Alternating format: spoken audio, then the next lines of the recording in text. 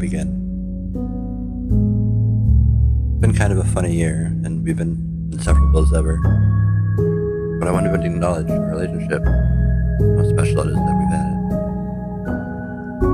It's never been easy, but I suppose it's always been one of constant one-on-one. And it's developed into something more than just simple platitudes. As I sit here at this desk with the dark room in my mind,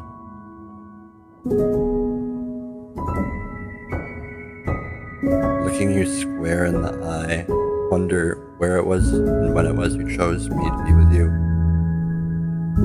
I find myself asking, when was that moment? The click in the latch of our bond. I don't remember it. Was it at a party, celebration of any kind?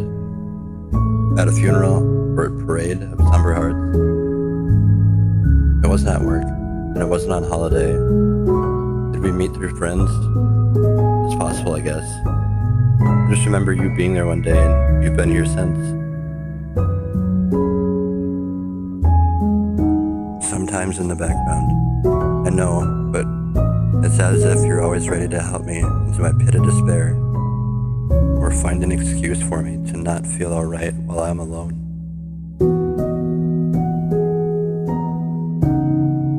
You never shout, but you're in every thought and movement in my world outside the dark room inside my head. When I look in through the window of other people's house and see the twinkle Christmas lights, hear the fog that rolls up from the street and licks the panes of glass that obscures the warmth within. When I make my black coffee, hear the reflecting liquid grin and the lone drip that falls. I have not one friend like you, and perhaps that I ever will. A friend that lets me believe my flat uselessness and understands why curling into a ball of quietly unclean flesh alone on the floor is about all I can do today. It's as if you knew every square inch of my melancholic mind, and you play with it as if it were your scratching post. You never fail to involve me in every game. You bowl the ball of isolation only for me and bat high into the lonely air. And when you catch me out, I'm in the back here, empty, frozen again, just as I was before. I don't think you ever intended me to be overwhelmed with anything other than a disquiet heart and a worry that I'll sit here alone in the dark again, waiting for it all to end.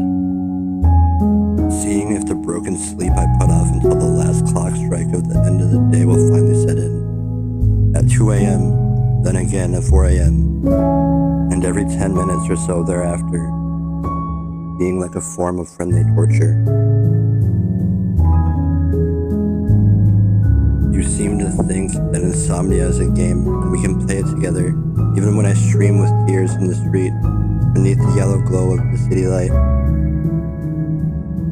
Like a metaphysical form of snakes and ladders, we roll the dice and I move up and down in endless cycles behind my eyes, even when there's nothing around and it looks like I'm fine. You're just in the reflection of the glass and the smear of the cutlery telling me you'll walk me home and be in my room with me when my last breath runs out. I'm at the bottom of every list except yours, and it feels like I'm locked in a box without keys and it's too locked. Not the sound of a clock or a cough, just the sound of your kind silence, and you can't even hear anything inside your mouth. I'm not sure if I paid my phone bill. It hasn't rung in so long. Perhaps the company went bust. Maybe they're all dead. Maybe you want me dead. Some days I don't know what day it is, and I'm awake again.